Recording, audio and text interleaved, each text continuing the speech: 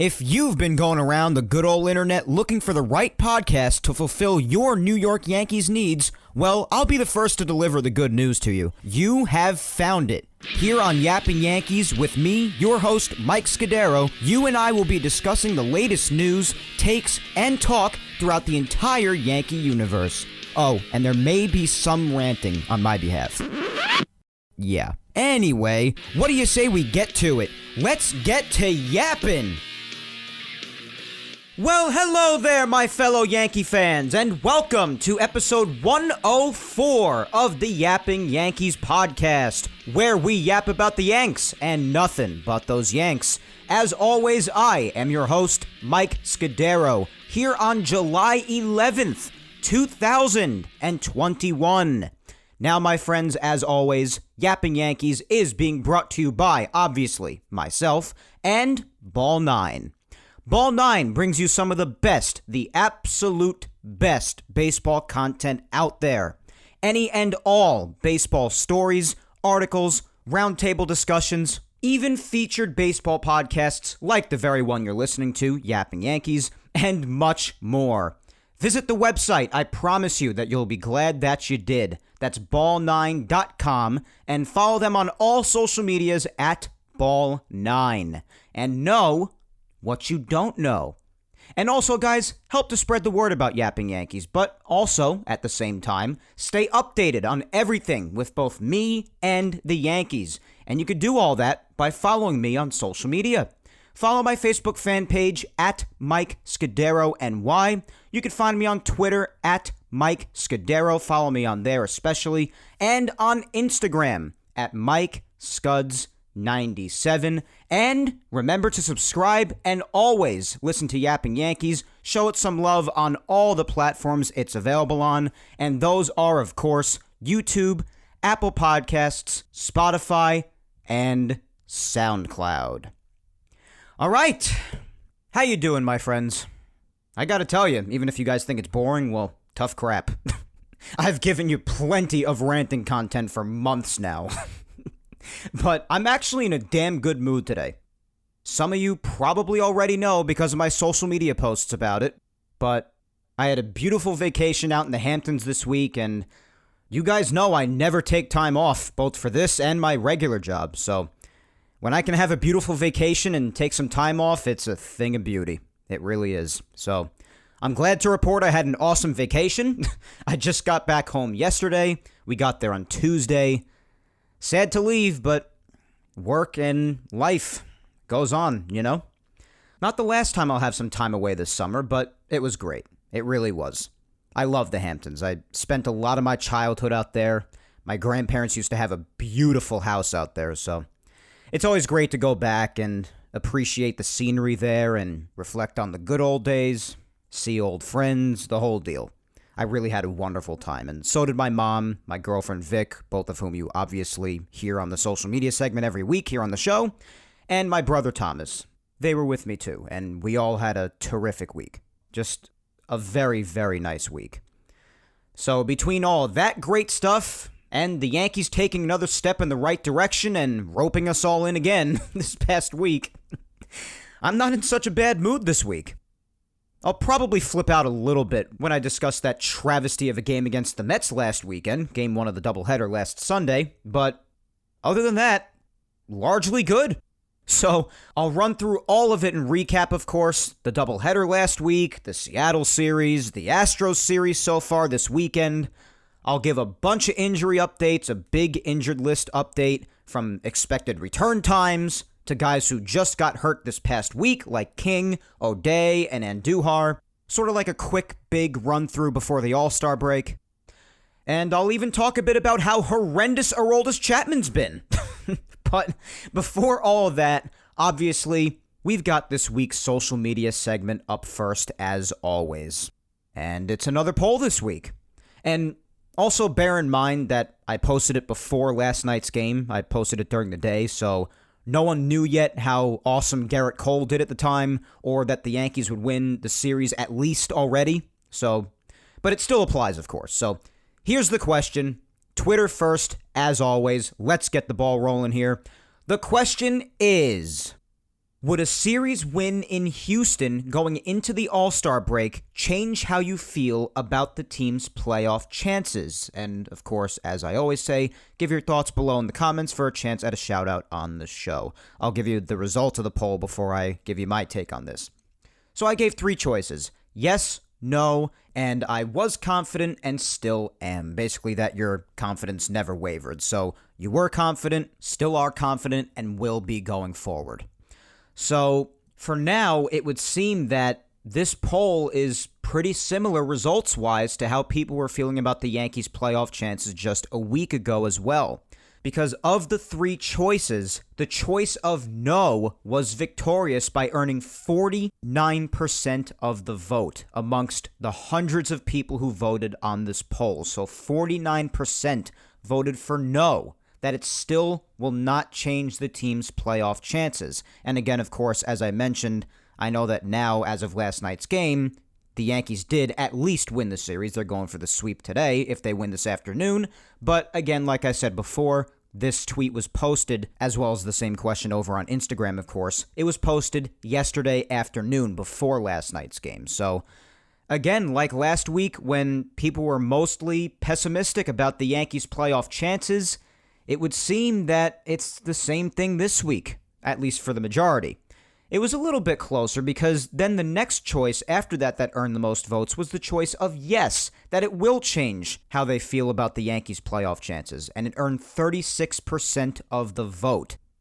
And then lastly, earning 15% of the vote was the choice saying, I was confident and still am. Again, basically that your confidence has never wavered in this team's playoff chances. So the choice of no, again, victorious here on Twitter. Now, as far as what I think about what a series win in Houston would mean, I think it would mean an awesome start. I really do. I think it would be a really good start for the Yankees as far as turning things around. I think this past week has been a pretty good start if they plan on turning things around, or if this will just be another emotional roping in just to take our hearts out of our chest again, crush them, and then put them back in our chests. Time will only tell. But of course, it would definitely be a good start, obviously. They already won 2 out of 3 against Houston at the stadium back in the beginning of May, and now even at least winning the series in Houston and even potentially sweeping the series in this afternoon's game, which is starting in about an hour, give or take from the time I'm recording now, it would be huge. I mean, it would be really, really good. I won't lie, it would be a very important series. But as far as changing my decision from last week, which is a very similar question, just this week it's based on this past week and the Houston series as opposed to last weekend. And if you remember last weekend, I basically said that as far as what I feel about the Yankees' playoff chances, I basically said that I was somewhere in the middle of I don't think they'll make it and I'm not sure yet. And the reasons I was holding on to as far as why I thought they would still make it, or rather, I'm not sure yet, rather than just definitively saying that they won't, was because of how many important games they still have left on the schedule, both for the wild card race and especially for the division, which they have a lot of games to make up for, and they have a lot of chasing to do as far as the Rays and Boston. And they do have a lot of important games left, especially against the latter there, Boston. A lot of them. And I mean, hell, they even start off again right away against them right after the All-Star break, starting on Thursday, going through next weekend. And many more even beyond that. And make no mistake, the Yankees would have to win basically all of, or at least the vast majority of all of those games. They're already 0-6 against Boston. They haven't won a game against them this year. They have a lot to prove. They have to prove that they can beat them, as well as the rest of the AL East outside of the Orioles, of course. And of course, with the remainder of the games they have left against them, they have to beat them too. You have to beat all the teams you face, no matter how good or bad they are. You gotta aim to beat them all. Especially when you have as much chasing to do as the Yankees do, every game matters. It really does. But most importantly, just like they did against Seattle this past week as far as the wild card race, you have to win the other vital games even more so, especially against your divisional opponents. And that's part of gaining some consistency too. How many times have we spoken about how inconsistent this team is? How many times they've lost games that they definitely shouldn't have? In all kinds of embarrassing ways, whether it be late game meltdowns or any other way you could think of. Those late-game meltdowns have definitely been a recurring theme of late. But I mean, there are countless ways that the Yankees have managed to lose games this year. They can't get out of their own way. They have to find consistency. They have to win those vital games. And of course, we have to see what happens at the trade deadline too. So there's still a lot to happen. So basically, my answer is more or less where it was last week. I don't want to full on say that they won't make it yet because there is plenty of baseball left to be played and a lot of vital games left on the schedule. But I'm also not confident for sure that they will make it. So I'm in between no and I don't know, but I'm really leaning towards I don't know. So right here, if I have to say for sure, I'm between yes or no based on what I said last week and how I still feel this week, even though I love how the Seattle series went this past week, despite the awful game in the third game because the Yankees offense just decided to take the day off. And I love how this Houston series has gone so far, and of course I hope they sweep today. It would be a really good high note to go into the break with. So my opinion basically lies where it did last week. I have to see more consistency out of this team, and I have to see them win those vital games left on the schedule for both wildcard purposes and divisional purposes, especially against the Red Sox, and I have to see what they do at the deadline. What are they going to do? We don't know for sure yet. I mean, we know what the Yankees have said. It sounds like they're dead set on buying. There have been a lot of fans saying that they should sell. So, with only about 3 weeks to go until that deadline, it's important what happens there too, what they do, what they don't do. So those are basically my thoughts on it. Let's hear your thoughts down in the replies. So we're only about give or take 11 minutes into this thing, so we actually got some time to get through more replies this week. So let's get through as many as we can, both here on Twitter and over on Instagram afterwards. And then, of course, as always, we'll head into the weekly recap later on, which thankfully this week, it's really a rarity this year. Actually, a pretty good week for the most part to recap. So, your replies here on Twitter. Let's start off with my friend Laura, at Laura_Icemont. And Laura says, a series win against Houston would bring a boost of confidence. However, I'm still unsure about their chances. The team would have to stay consistent after the break. I mean, yeah, those are basically my thoughts on it from what I said before. I totally agree. It would be an awesome thing to win the series in Houston, which of course now we know, because again, this poll was posted before last night's game, that they did in fact win the series, and it was awesome, especially last night's game, as we know. It was freaking awesome, and I'm going to go over it later, don't worry. But now, especially today with the chance to sweep, it would be even better. But we'd have to see that consistency continue, and we'd have to see them beat those vital opponents more. They've handled the Astros and honestly most of the AL West very well so far this year already. But it's a lot of those other teams too throughout the wild card, like Seattle this past week, and also especially in the division, Tampa Bay, Boston especially, and Toronto. Find consistency against them and consistency overall in the second half, and you'll have people believing in you more. So I hear you, Laura. Up next, we've got at Thriving T. Michael, and he says, they're not good enough to compete in the postseason, and they can't trade for enough players to make them good enough. Yeah, it's going to be interesting what happens at the deadline. I don't know if they were to be on the buying side, which, again, it sounds like they are going to be, who they would give up and who it would be for. Of course, there are some pitchers out there that people want the Yankees to look into. There are definitely some hitters. There have been a lot of people for Joey Gallo. There have been people for Ketel Marte, even though it's unlikely to get him, even though the Diamondbacks are absolutely horrendous this year. But it would probably take a huge haul to get him. And there's also Starling Marte, who I would be a huge fan of. I'd be a huge fan of either of the Martes, as you know. But of course, the Yankees would have to give up guys for people like this. And who it would be, and would it be good enough? I don't know. That's yet to be seen, of course. But there's no doubt that, with Kluber being out and with the starting rotation being as unstable as it is, that they could definitely use a pitcher. And there's also no doubt that they're playing without a center fielder and have been for a long time. Brett Gardner is not an everyday starter. Tim LeCastro, even though he brings his pluses with defense and speed, is not a permanent solution and will not make this team overwhelmingly better. Miguel Andujar, although he's had his good moments out in the outfield, he's also had his really bad moments, especially of late. Not to mention he's hurt again. And Giancarlo Stanton, of course, even though it was said that he was ramping up to play the outfield, he still hasn't seen a single game out there. So he's still, as usual, taking up the DH spot. So you need an outfielder if you're the Yankees. And will it be good enough? And who will the Yankees have to give up? Things like this. So, Michael, you're not wrong to be suspicious about this. And if the trade deadline could even do anything to help this team or not, it all depends.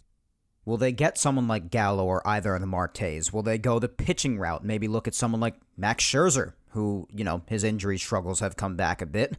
So people might question that a little bit. People have spoken about German Marquez with the Rockies. People have even mentioned John Means with the Orioles since they're basically out of contention, but even he's had injury troubles. People have mentioned Danny Duffy of the Royals.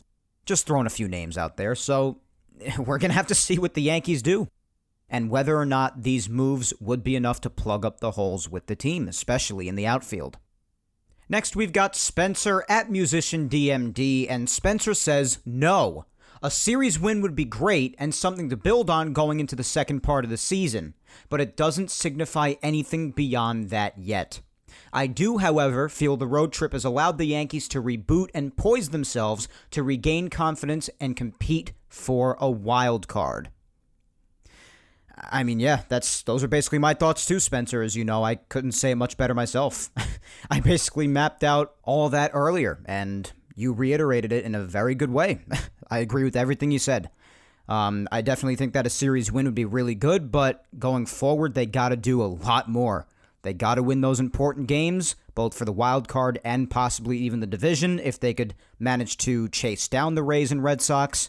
And they've got a lot to prove. They do. But this is really good this past week, ending on a high note, hopefully ending on an ultimate high note with a sweep today.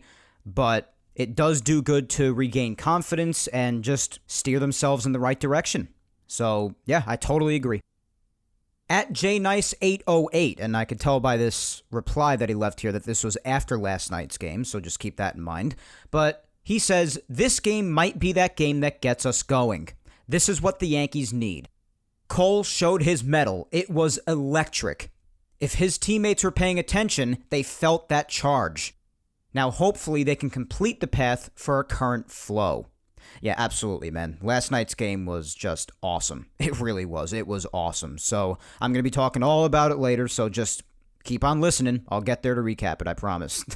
Up next is at Rebirth Chaos 09, my good friend James. And James says it wouldn't, because they still have games against Boston, Tampa, Philadelphia, and Miami to close out the month. They need to put it all together. If I'm going to believe, also, they need to make trades, because a lefty bat and another starting pitcher is needed on this team. Too inconsistent. Yeah, they do need to make changes at the deadline, and whether they're enough to help the team or not, that remains to be seen. But yeah, and you're mentioning it too, the vital games they have left, not only this month, but going forward, especially against divisional opponents like Boston and Tampa. I mentioned that too. So I hear you, James. An outfielder is needed, a starting pitcher is needed, and they need to find consistency. You're absolutely right.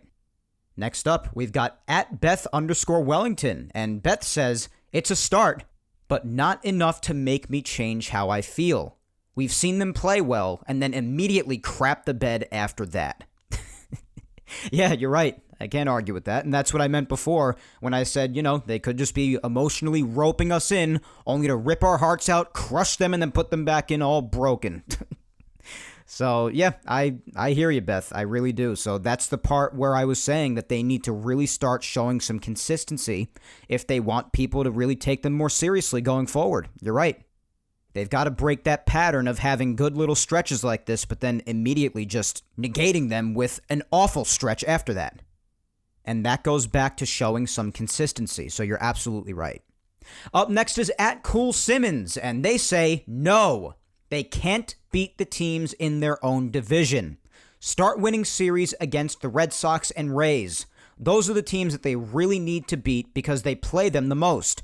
Can't get manhandled by teams in your own division and expect to win. Yeah, absolutely. Absolutely. You're right. I've said the same thing.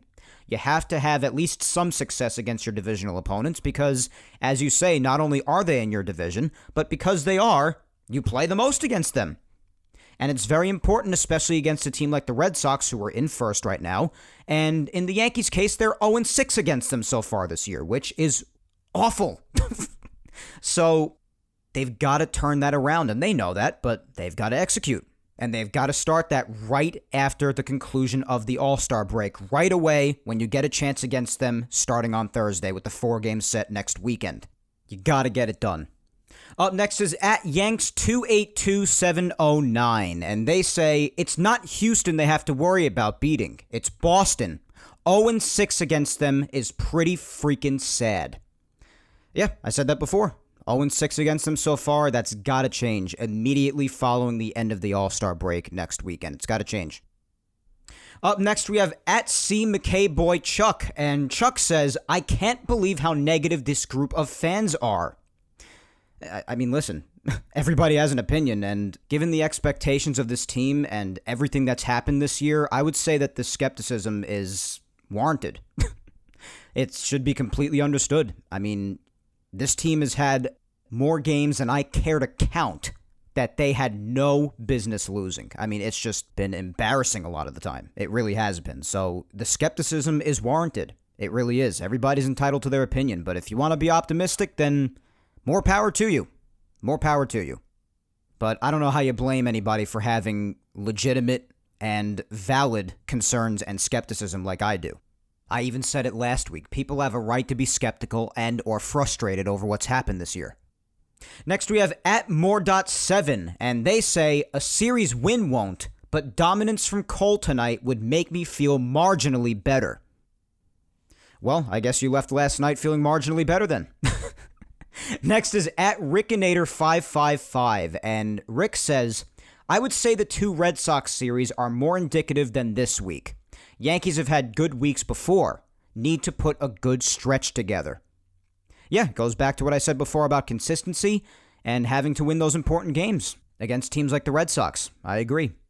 Next is Rob at Laker477, and Rob says, no. While a series win going into the break would be a huge step in the right direction, the only thing that will convince me that they're a playoff contending team is if they start consistently winning series in the second half of the season. Yeah, winning series is what it's all about, and it's part of gaining some sort of consistency. You're right, Rob. And until they do that, I agree. Got to see some consistency if you're to really take this team absolutely seriously. You just have to. Next is at Dflex2123. And they say, absolutely, especially if Cole wins. Well, he did more than win. At Delvino Nicky says, don't think it matters. Although I'll be rooting for them until the end. Maybe 3 to 4 games all year, the total team had gelled together. Wasn't expecting what I'm seeing. I don't think any of us expected it. I think we've made that more than clear. At Sir Germ88 is next, and they say, yes, but after the All-Star break, the Yankees need to continue this momentum. Don't get comfortable. Yeah, I agree. They have to. Get that consistency and get those important wins. I mean, as I said before, every win is important, but especially against the vital teams like those in the wild card race and against teams like Boston and Tampa. You got to do it. Next, we have at Bobby Tats 631, and Bobby says, not at all. This team has been too inconsistent to convince me that they are a playoff team. Yeah, as I said before, Bobby, listen, I don't blame anybody for feeling that way. If you feel that way for sure, then listen, after everything we've seen this year, I can't blame anybody for feeling this way. They have legitimate and valid concerns like yourself. The flaws and the inconsistencies in this team, especially after what was expected of them coming into this year, it's just been crazy. It's been absolutely crazy, and I can't fault anyone like you for feeling this way. I just can't. Next, we have Rebecca at Peace Now for Life, and Rebecca says, I was confident, and a series win against Houston would only strengthen my confidence because it would show this team is not giving up in the face of adversity.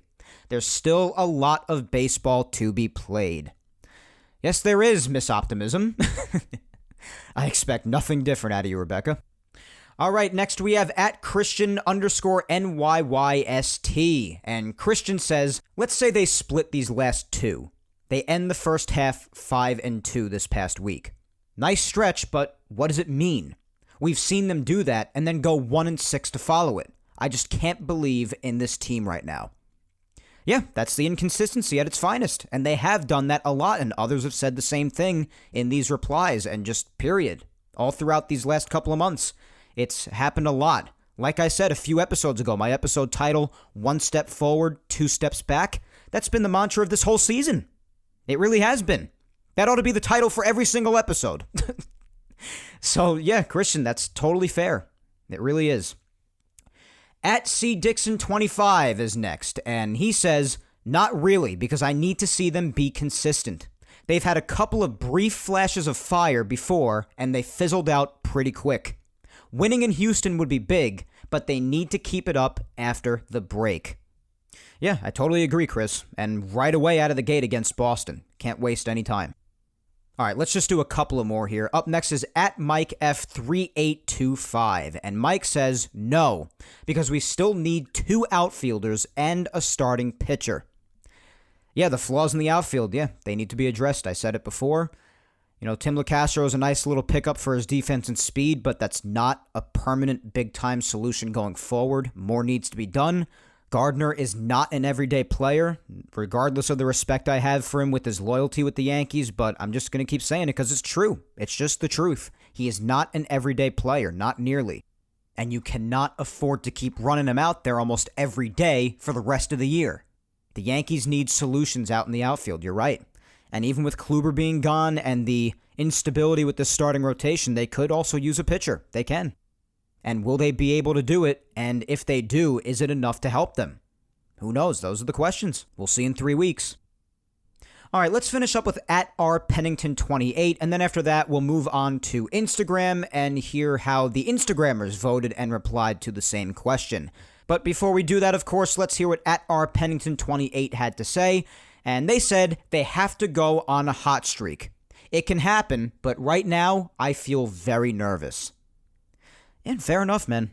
Fair enough. The inconsistency with this team ought to have plenty of people questioning them like crazy. And it's warranted, again, because of how many awful, truly terrible losses they've had this year. It's warranted. It is. And with that being said, I want to thank each and every one of you on Twitter for voting, replying, the whole deal. You guys know how much I appreciate it. I love you guys so much. Thank you so, so much.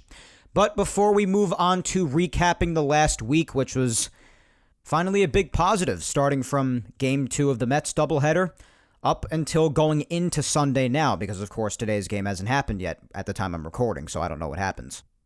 You do by the time you're listening to this, either later tonight or later in the week, so hopefully it's a good result, and this title doesn't look totally stupid, even though I made it well aware that today's game hasn't happened yet, so... All right, now I've done this on a few shows, so this isn't anything new, but this is future Mike popping in as I'm editing the show. Just doing this a little bit again because literally after what I just said, I felt like this was an appropriate spot to include it. So whatever I say later on having to do with today's game here on Sunday, just disregard it as far as me hoping something good happens today. Because right now I'm editing, it's about 7 o'clock at night, and I'm editing this part of the show, so I now, of course, know what happened in today's game, the travesty that took place yet again. And I just wanted to let you know really quick how livid I am, because despite how happy I am that the Yankees won the series, after all the trolling that took place, it's so typical of this team, winning 7-2 in the 9th inning, and then they just have a complete and utter meltdown in the end, yet again. And I even said it earlier in the show when I was recording before the game started, how late game meltdowns have been a common theme of late. And they once again get completely smacked in the mouth after all the trolling that's taken place this weekend. Starting with yesterday's Judge home run. And as per usual, after something like that, the Yankees just get smacked in the mouth and the trolling backfires. It's just incredible.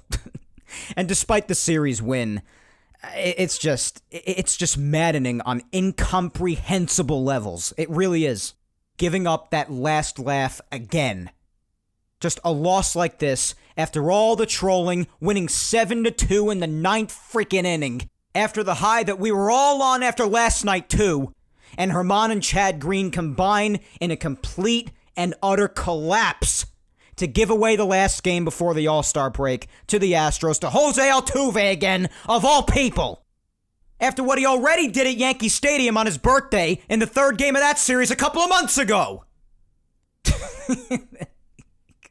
It's just so typical of this team. It really is. It's so typical. But anyways, I'm going to send you back to the show. Future Mike is out. Just wanted to come in really quick with this little bit of a rant, since there's not that much ranting in this episode. And, of course, I know what ended up happening in today's game at this point in time that I'm editing the show. So, whatever. I guess this really takes away the need to recap it much on next week's episode. But anyways, Future Mike throwing it back to past Mike earlier today before the shameful walk-off meltdown again. And I know how much you guys love my ranting, so I hope you enjoyed this little tidbit. So, here you go. Enjoy the rest of the show. On to Instagram. Again, the very same question as Twitter. Would a series win in Houston going into the All-Star break change how you feel about the team's playoff chances? And just like on Twitter, even though the results are even closer on here, nearly 50-50, the choice of no here on Instagram was victorious by earning 52% of the vote. And the choice of yes/always confident, because I had to combine those two choices again, since, again, Insta Story polls only allow you to have two choices for people to vote for. So the choices were yes/always confident or no, and the yes or always confident choice lost to the no choice by earning 48% of the vote. So again, even though it's much closer than on Twitter, I would say, the vast majority seem to still be a bit pessimistic more than optimistic. All right, let's read out a few here, and then we'll get to recapping this past week's action.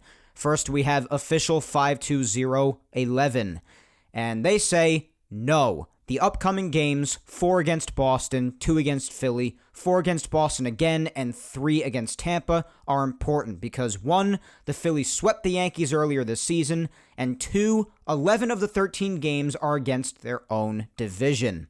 I need to see good and consistent offense against those teams.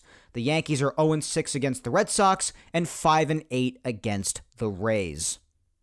Yeah, you're right. And that's exactly what I was talking about before, the importance of beating Boston and Tampa.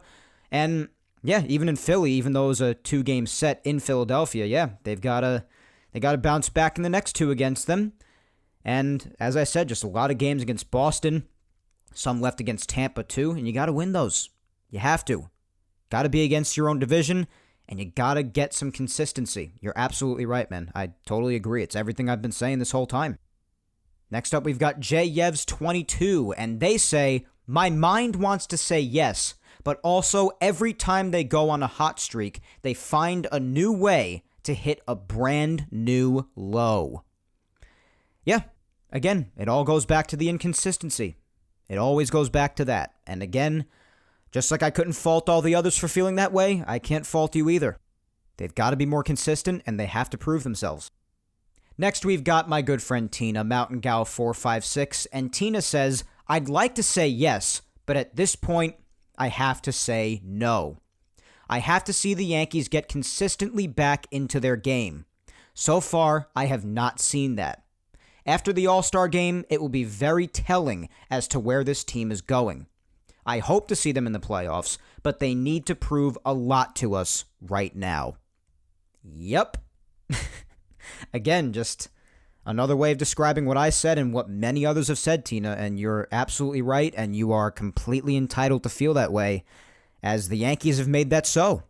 They have made it so far in this first half. And until they prove themselves, they deserve the criticism. They do. All right, let's finish off with the usual final 2. First up, my amazing girlfriend, Vic Salimo, and Vic says, we haven't had as much of a problem beating the Astros as much as other teams, so it doesn't wow me as much as the others. It's teams like the Rays, the Blue Jays, the Red Sox, etc. that we blank on and that I get concerned for every time we play them. This season, we've even blanked with teams who are usually far worse than us. They need to show more consistency for me to feel more hopeful about their chances.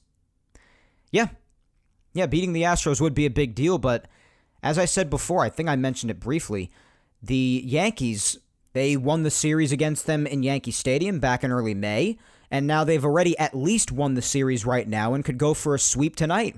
Or today, rather. I don't know why I said tonight. And if they do sweep, then they'll have gone 5-1 against them this year. And even if they lose this game tonight, the Yankees will have gone 4-2 against them. And while that is important, you're right. It's not as important as beating teams like Tampa, the Red Sox, even the Blue Jays, because the Yankees and Blue Jays have been neck and neck trying to stay out of fourth place for weeks now. They've just been flip-flopping third and fourth place. But you're absolutely right. Having to win those vital games against divisional opponents especially, and finding consistency, that's what it's all about. And that's what most of you have said throughout this segment, and you guys are right. All right, let's finish up, as always, with my amazing mother, Julia Gina Scudero, and my mom says, I won't lie. As a fan, a piece of me always has hope that this team will make the playoffs no matter what's going on. But I do believe that in this extremely trying season so far, they've shown life before, only to crush our hopes in the following games. Let's hope for the best going forward. Yep, another example of talking about the inconsistency. Absolutely. You're right, Mom. And that's why I even said before, this past week could just be them roping us in again. I mean, we'll see, but you're absolutely right. Basically, all of you have hit on the inconsistencies of this team this season, as I have so many times, and it's valid. It's correct. So your concerns and your doubts, Mom, like everyone else's, they're plenty fair. And anybody else who says otherwise I guess they just haven't acknowledged reality to this point throughout the first half of the season, leading up to the All-Star break, because any sort of valid concerns like these ones, like the ones I've read out with these replies that I've had in this social media segment, they are completely valid, and so is yours. So, not only because they're valid, but just because you interacted in general, I want to thank each and every one of you yet again for interacting on this week's social media segment, whether it be on Twitter or Instagram, either one. It just means so much to me, guys. As always, this week, we got a ton of interaction, and we do every week. So because of that, I, of course, was not able to get to each and every one of you, as usual. So, again, just keep on replying every single week. I promise you, I will get to you at some point. But until then, if you want to read some replies for yourself on Twitter, then just head over to my Twitter page at Mike Scudero. Just scroll down and find the poll tweet, and then you could find all the replies down in the comments, all the ones that I did or didn't get to. They're all right there for you to see if you want. But otherwise, as always, thank you all so much. Okay, for the first time in a long time, and definitely a rarity this season, I'm glad to do this segment. Let's move on to this week's weekly recap segment. Time machine back to last Sunday, the 4th of July. Hit it!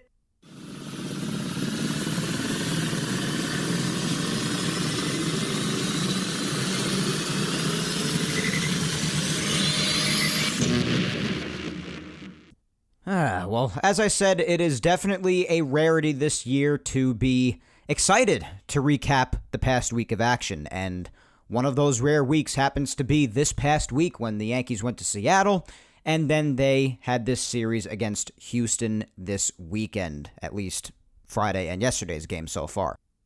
But also, of course, last weekend on the 4th of July, there is the doubleheader to recap before we get to the Mariners and Astros series. So let's recap that doubleheader up first, going back to last Sunday. The doubleheader against the Mets on the 4th of July. Garrett Cole on the mound. And I'll be honest with you, this was just a terrible freaking start. Just awful. I'll explain if you don't remember. He gave up a solo shot to Dom Smith in the first. Then the Yankees actually gave him run support after that, another rarity. They scored 4 runs for him on a 2-run double by Higgy, a sac fly by LeCastro in his first Yankee at-bat, and then later on a double play by Stanton that drove in a run. So they gave him a 3-run lead. The ace, in a 7-inning game, and in embarrassing fashion, he comes out in the 4th inning and can't hold it. He was laboring, he was gassed, and he didn't even make it through 4. Against the bottom of the Mets lineup of all teams. Walks, hits, the whole 9. and he was pulled when it was 4-3 with the bases loaded. Just a terrible start for Cole, really. Loaisiga inherited the jam, gave up a run, but it was Cole's run, so charged to him. Tie game at that point. Major reason it wasn't possibly even worse was because of a heads-up play by Judge gunning down Nimmo at second, but anyway, tie game at that point. And Garrett's final line, 3 1/3, 6 hits, 4 runs, 3 walks, and 6 strikeouts against that Mets lineup. Honestly, just really, really bad. The Yanks managed to squeeze one more run out in the 5th thanks to a wild pitch. That's happened a bunch this year, as we know, but I take him however I can. So that made it 5-4. Chapman in for the 7th and final inning. And again, coughed it up. You can't write this stuff. Solo shot to Alonso to tie the game. Despite how awful he's been, he's still put in. Baffling pitch selection to Alonso, too, going to a slider after blowing him away with the fastball. Puts 2 more on base after, and then he's taken out. So another travesty by Chapman, who since has not been trusted in a high-leverage situation, and rightfully so. And just some stats for you. With this appearance, in his previous 9, it drove his ERA up to 22 in his previous 9. Those first 2.5 months of dominance starting to really feel like ages ago. And I, along with everyone else, was rightfully saying that this should just be it for him. I mean, he can't be throwing someone out there who can't hold whatever lead you give him like 9 times in a damn row. Enough is enough. Litke came in afterwards and, in eerily familiar fashion to the Wednesday game against the Angels that broke me, he gives up even more. 5 more. 10-5 Mets at that point. Again, with 3 more outs to go, having the lead, and then not only giving it up, but just completely collapsing in every way in the last inning. 6 runs in that 7th inning. Continued meltdowns, unlike much of anything we've seen out of this team before. And of course, the Yanks would go down easily in the bottom of the 7th and lose 10-5. And right after the game ended, ironically, it was announced that Chapman and Cole, right after both of them did terribly, were headed to the All-Star game. Ah, God. Game 2. Nestor Cortez on the mound. Honestly, well-deserved after how great he's been. I was saying how they should either just add him to the rotation or even couple him with someone in an opener game with how much the rotation is in shambles, but that's just me. And he proved himself yet again. Going 3 1/3, allowing 1 run, which he didn't even give up himself. He gave up a double before he was pulled in the 4th. And then that runner scored on a 2-run homer by Alonso that O'Day gave up, who came in for Nestor. And at that point, the Yankees had already been winning 3-0 after a Gio 3-run homer. So O'Day would finish the 4th. It was 3-2 when he was done after that 2-run shot to Alonso. The Yanks would add on 1 more on another freaking wild pitch. And Chad Green, after that, would finish the game, pitching 3 perfect innings, one of them being an immaculate inning. 9 pitches and 3 strikeouts. 2 immaculate innings by the Yankees this year now. So make that 3 triple plays, 2 immaculate innings, and a no-hitter. Even through all the inconsistency this year. Weird freaking year, man. Weird freaking year. But anyways, Chad was just downright terrific. And Boone ended up sticking with him this time all the way to the end, as opposed to Game 1. And the Yankees won 4-2. Shockingly. But nonetheless, still a really bad series, as I had anticipated before it started, if you recall. Lost 2 out of 3, and those 2 losses, I mean, especially Game 1 of the doubleheader, just as bad as it gets. Just another embarrassing weekend. After the game, the Yanks had to option someone with the doubleheader being over since they reinstated Peralta as the 27th man, so they optioned Wade back to Triple-A. And I know he's since been called back up, but at the time, a pretty good thing to cap off what was otherwise yet another terrible weekend. Monday was an off day. Tuesday, start of the series in Seattle, and we got more injury news right away. Darren O'Day, right back to the IL, the 10-day IL, because he strained his left hamstring now. Badly, Boone said. He said it was significant.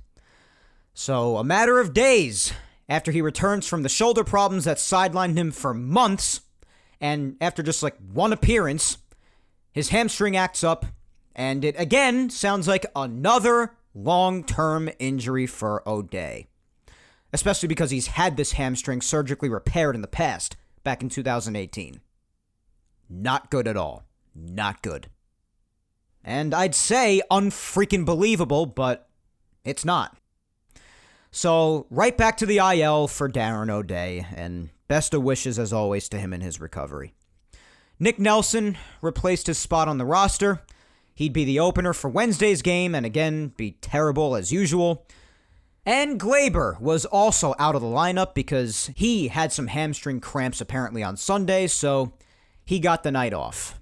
It definitely didn't hurt the offense, though. They came out swinging right away against former Yankee Justice Sheffield. First inning, 3-run missile by Stanton. Second inning, a run scored on a walk by Gary, and it was also a wild pitch. What a freaking shocker there. Followed by a Voit 2-run single, so 6-0 at that point. Third inning, DJ single, Judge RBI double, 8-0. Fifth inning, Voit again, RBI single, 3 RBIs for him. And then later on in the 8th, up 9-1, Odor hit a 3-run bomb, and they'd win behind a great 7-inning, 1-run, 9-strikeout performance by Tyone. The Yanks would take the first of the 3-game set in a very strong way, 12-1. More needed than I can even put into words. Chapman also pitched the 9th, by the way, up 12-1, definitely just for confidence. And he did still give up a hit and 2 walks, but all 3 outs were strikeouts. I guess that's a positive. And he didn't allow a run. For once.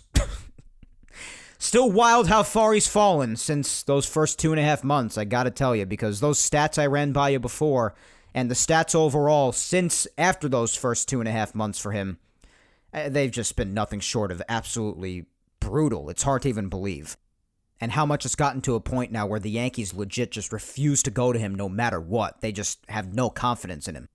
Just how much things changed in a matter of weeks. And it's really bad because Chapman, like it or not, is a big part of the team. And if he's just going to continue to suck, then that is just a colossal hole on this roster. It's colossal on an already flawed roster. But anyways, great start to the series. Offense exploded. Tyone finally pitched very well again. All good. And it's really strange, but they'd win again on Wednesday. Even with Nick Nelson opening up the game and not making it out of the first. He's so bad. He's so bad. Herman didn't start like anticipated because he apparently had an emergency root canal. So he'd come in later in the game, but he didn't start. So again, Nelson didn't make it out of the first, got 2 outs and allowed a run on a wild pitch while walking 3 guys. He just had no control over his stuff. Yet again. Guy just has no control, no command, no nothing. The guy's just proven that so far he just can't pitch. He can't. He's laughably bad. No matter how many chances he's been given, he just can't pitch. It's a good thing they scored in the first before he even took the mound. Voit got an RBI single in the first, continued to stay hot, followed by a Glaber 2-run single. And then Nelson did what he did, and fortunately, Sessa kept it under control for the next 3 2/3 innings. Didn't allow a thing, which was really nice to see after how much of a train wreck Nelson was. And in the midst of that, Aaron Judge added on 2 more on a 2-run atom bomb, his 20th home run of the season. And I think it's just obvious at this point that he really loves hitting nukes in Seattle. So it was 5-1 at that point. And then Herman came in the 5th once Sessa was done. And in 3 innings, he gave up 3 runs on a 3-run homer. All the runs were unearned because of an error by Gio prior to that home run. And otherwise, he did just fine. I just wish he didn't give up that home run. Feels like the 87th one he's given up this year. But anyways, Loaisiga came in after and pitched a perfect 8th, just further showing how criminal it is that he's not an all-star. Again, just proving my point that all-star voting is nothing more than a lousy popularity contest. Just vote for the big names, even if they've been injured for most of the first half, or haven't done a damn thing to prove that they're even remotely an all-star. But I digress. Chad Green got the nod to close the game with the 1-run lead, and he got the job done. 1-2-3 inning. He got the save, his 3rd, and the Yanks won 5-4 and continued to creep up in the wild card standings. And Thursday, final game of the 3-game set, going for what would be a pretty big sweep to say the least. Definitely as far as the wild card standings are concerned. But before the game, obviously, there was more injury news. Michael King to the 10-day IL, retro to the 5th, because of a right middle finger contusion. So if he's good to go when the 10 days are up in just a few days, then he'll be back shortly. And Tyler Wade replaced his spot on the roster. Yay. And, well, this game should take all of 4 seconds to recap, considering nothing freaking happened. Montgomery started, and out of the gate, he was looking pretty bad. Giving up a solo shot in the 1st, and then a 2-run shot in the 2nd. But then he settled down after that, and he ended up going 6 2/3, walking 2, and striking out 9. So the inconsistency was continuing at first, and then he settled down. Too bad the offense was, well, if there was such a thing as deader than dead, then that would describe the Yankee offense against Gilbert, whom they had never seen before. And we know, we've spoken about this many times, that the Yankees always suck against guys they haven't seen, so nothing new here. The entire offense had 1 freaking hit the whole day. 1 hit. 22 batters in a row retired. It was honestly pathetic. So they didn't score at all, and Peralta gave up 1 more in the 8th, so they lost 4-0. They took the series, but couldn't complete the sweep. Would have been nice heading into Houston, but whatever. Pathetic game on offense. Absolutely pathetic. And like we've been saying all show long, another example of inconsistency at its finest, with how the first 2 games went, and then how that one went. Friday, first game in Houston. Another very important series for obvious reasons. And thank the Lord it got off to a solid start. Nestor Cortes started, and again, he's been huge since being called back up a while back, and he came through big again. 4 2/3 scoreless, just 2 hits given up, 2 walks, and 2 strikeouts. And I gotta say, he is a source of stability in an otherwise unstable rotation lately that's finally become unreliable because of the bats. They've definitely taken a step down because of the inconsistency of the offense, and of course, losing a guy like Kluber doesn't help. So it came back down to earth, like we all knew it would eventually. And it's refreshing, in light of all of that, to have someone like Nestor Cortes come in and do what he's doing. And thankfully, even after him, the bullpen held it down. Litke finally steered back on course and pitched an inning and a 1/3 scoreless. Chad Green, 2 scoreless innings, and Loaisiga, thank God for him, scoreless 9th. And the offense did enough to win. They drove in 4 runs on 2 2-run doubles. A 2-run double by Gardner, and a 2-run double by DJ. And they would go on to win, shutting out the Astros 4-0. And this game may be another quick recap, but make no mistake, it was a very nice win to start off the series. Especially in Houston, let alone against the Astros at all. And last but not least, yesterday, more injury news before the game. People were wondering what was going on with him after not seeing him for a few days, after he was shaking his hand on Monday while hitting, after knowing he had hand and wrist issues back in spring training too. Well, it looks like those issues are back, because Miguel Andujar was placed on the 10-day IL retroactive to the 7th with a left wrist strain. So, we'll see how long that this sidelines Andujar again, after having these issues months ago dating back to spring training, as I said earlier. And also, this one stings, even though it could be for a short time depending on how long it takes for him to test negative, and hopefully he gets better soon too, of course, but his importance also can't be stressed enough. But Loaisiga was placed on the COVID IL. And also, by the way, let's just hope this doesn't cause another damn outbreak like there was before. But hopefully, of course, he gets better soon and can return as soon as possible. And to replace his and Andujar's spots to help the bullpen out, they recalled Albert Abreu. He's done well this year at the opportunities he's gotten. But also, someone who's been nothing short of brutal, Brooks Kriske, was also recalled. Lots of other injury updates were given too, most that were already known. Things like Britton coming back shortly since his hamstring injury wasn't a big one, so Britton will probably be back after the All-Star break. Clint Frazier is still going through testing apparently, but vertigo's now been ruled out. They're now looking into his vision being a problem, so that's ongoing. Sevy is still expected back later part of the month or early August. Kluber in September, and Michael King, which of course was only announced a couple of days ago, possibly shortly after the All-Star break. So that's really the latest rundown on the injured list right now, guys, as we head into the All-Star break.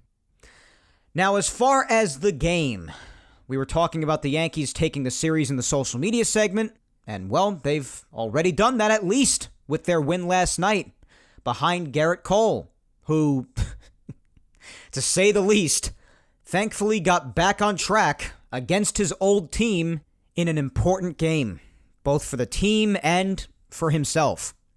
And he needed this start after his last couple against Boston and the Mets. He was still solid before those starts, but after those two, he needed a bounce back. And boy, was this ever a bounce back.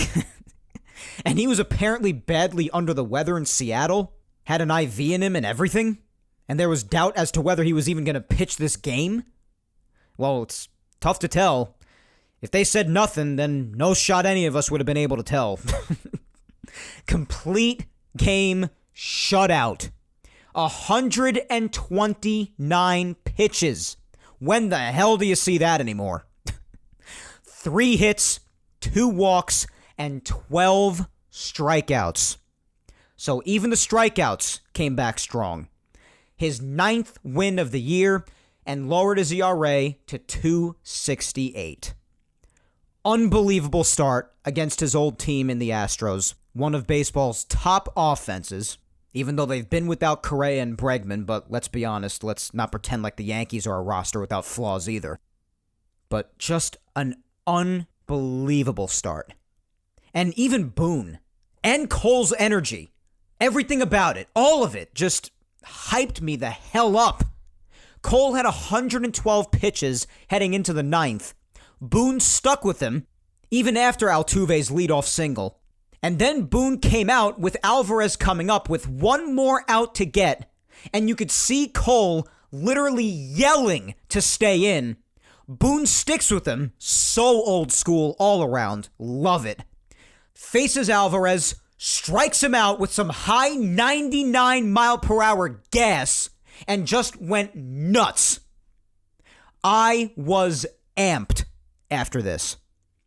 Great to see the ace return in every way in the face of doubt by lots of people with the pitching substance crackdown, mainly after his last 2 starts against Boston and the Mets were really bad.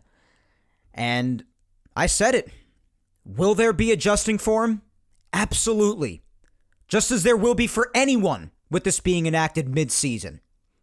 But a great pitcher like him, like Garrett Cole, won't turn into a full-on disaster. Will he be just as sharp? No, probably not. And we've seen some examples of that. But guys, he's still Garrett freaking Cole. Don't forget. Great pitchers like him, true pitchers, will figure it out and remain plenty respectable going forward. Amazing outing by the ace. It cannot be said enough. Just an absolute gem in every single way. And offensively, nothing really happened on either side in the 1-0 Yankee victory. Only thing was, and it was notable, a freaking moonshot by Judge, who mocked Jose Altuve from when he covered himself up with his jersey after the Game 6 ALCS walk-off home run off of Aroldis Chapman. And Judge mimicked it by quickly doing the same thing while rounding the bases. And he said it wasn't that. He said he was just telling the guys to bundle up because it's cold inside the stadium when indoors. But I mean, come on. It's really not something you see the Yankees overall, but especially someone as poised and level-headed as Judge do, but that was entertaining. And no matter which side you're on, it's good for the sport to draw interest, honestly. That kind of stuff is good for baseball. And I honestly can't wait to see if this continues in today's game in any way. But regardless, that home run is all it took. Judge and Cole bringing the Yankees to a 1-0 win and at least a series win in Houston, as the Yanks look to sweep today before the break and go 5-1 in the season series against Houston this year. And even if they lose, they'll have won the season series against them still. It'll just be 4-2 instead. But anyways, a step in the right direction again this past week, capped off with just an amazing game last night, and quite honestly, what I consider to be the best win of the year so far. Between just how important it was in general in the grand scheme of things, but also with Judge with the jersey, Boone leaving Cole in for the 9th, Cole yelling to be left in with one out to get, his performance overall, just a great game in every way. In every way. I was amped about it for hours. I must have watched that last strikeout 40 times. And hopefully they finish the series strong today, heading into the All-Star break, and then finally winning some damn games against the Red Sox after the break. And speaking of that, what's ahead before we end? After today, the All-Star break. So, no Yankee games until Thursday. So next week's weekly recap will probably be a bit shorter than usual. And when they pick back up on Thursday, like I've been saying all show long, back to the Bronx against the Red Sox again could prove to be very important. Like I've been saying the whole show, it's games like these that they've got to win. 4 games set. Thursday's game, 7:08 Eastern. Friday's game will be at 7:05 Eastern. Saturday, 7:15 Eastern. And next Sunday, when we meet again, 7:08 Eastern.